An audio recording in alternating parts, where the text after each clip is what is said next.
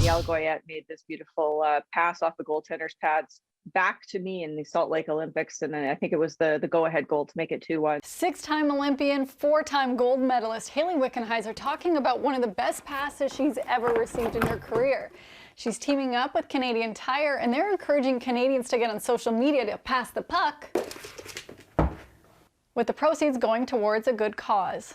I don't think there's anything quite like sport in Canada. I don't think there's anything that unites Canadians quite like a Canadian Olympic hockey game. They're asking Canadians to take a video of their stick handling skills and share it on social media with the hashtag #WeAllPlayForCanada between January 31st and February 18th. For every pass made, Canadian Tire will donate $1 to Jumpstart and both the Canadian Olympic and Paralympic Foundation to help grow participation in Canadian sports. I think more than ever right now in this pandemic, it's super important for everyone to come together and rally around something really positive. And the Puck Pass Challenge is a fun way that Canadian Tire's come up with to get people active and engaged in the Olympics. For the 215 Canadian Olympians making their way to Beijing, 117 are rookies. Wickenheiser says it's an emotional roller coaster for athletes' mental health. For most Canadian athletes, they live a life in relative anonymity where nobody really knows what Canadian athletes do in those 3.5 years before the Olympics. So then suddenly everybody pays attention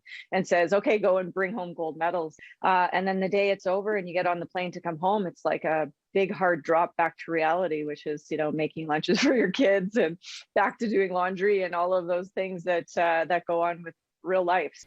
This year marks the final time Hayley will be a member of the IOC's Athletes Commission, a role she's had for the last 8 years and has spoken out on a number of issues around the Olympics and athletes, a position she's happy to be over with. Yeah, 8 years on the IOC Athletes Commission. I can't say it was overly enjoyable experience. It honestly came with a lot of adversity.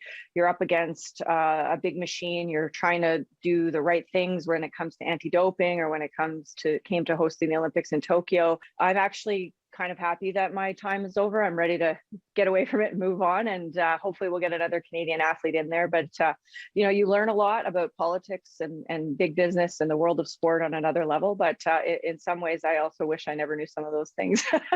But it was a great experience overall, and definitely a challenge. For City News, I'm Lindsay Dunn.